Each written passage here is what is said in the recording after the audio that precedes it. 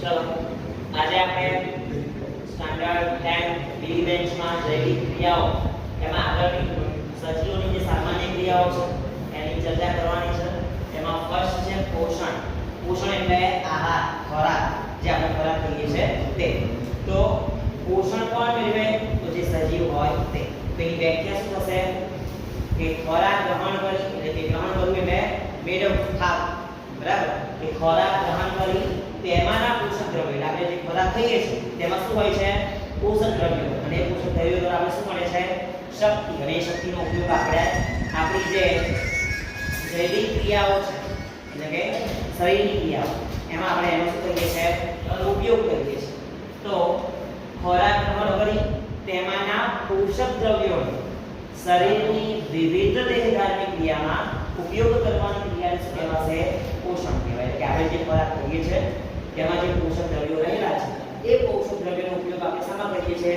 આપણા શરીરની જે ક્રિયાઓ છે જુદી એ ક્રિયામાં એનો શું કરીએ છીએ? આપણે ઉપયોગ. તે ઉપયોગ કરવાની ક્રિયા છે શું કહેવાય? પોષણ. ક્લિયર? ખોરાક ગ્રહણ કરી તેમાંના પોષક દ્રવ્યો શરીરની વિવિધ દેહધાર્મિક ક્રિયામાં ઉપયોગ કરવાની ક્રિયાને શું કહેવાય? પોષણ. બીજી પ્રક્રિયા છે શ્વસન. તો શ્વસન એટલે આપણે જે શ્વાસ લઈએ છીએ ને, લઈએ અંદર અને બહાર છોડીએ છીએ, તો એમાં શું થાય છે?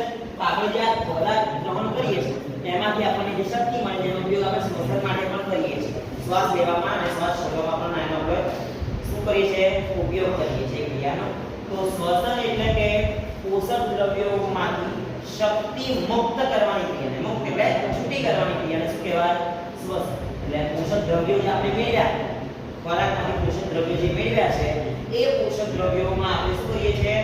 શ્વાસ લેવામાં આપણે શું કરીએ? શક્તિને મુક્ત કરીએ છીએ એટલે કે છોડીએ છીએ, છૂટી કરીએ છીએ. તો એને શું કહેવાય? શ્વસન. બરાબર? પછીની ક્રિયા છે વૃદ્ધિ. વૃદ્ધિ એટલે આપણે જોઈએ કે નાનું બાળક હોય એ નાનામાંથી મોટું થતું જાય, પછી આપણે એના જોઈએ કે એના શરીરમાં વધારો થાય, એની ઊંચાઈમાં શું થાય? વધારો. પણ કેવો વધારો? અપરિવર્તન. અપરિવર્તન એટલે જેની ઊંચાઈ વધી જાય પછી એની ઊંચાઈ ઘટતી નથી.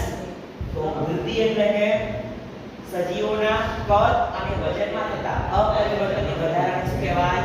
વૃદ્ધિ કહે છે. કે સજીવોના કદ અને વજનમાં થતા અપરિવર્તનીય વધારાને વૃદ્ધિ કહે છે. અને લાસ્ટ છે વહન. વહન એટલે જુદા જુદા પદાર્થોનું શરીરમાં શોષણ કે સંશ્લેષણ થઈ એક ભાગમાંથી બીજા ભાગમાં થતા સ્થળાંતરને શું કહેવાય? વહન. એટલે કે આપણે જે પદાર્થ મેળવીએ છીએ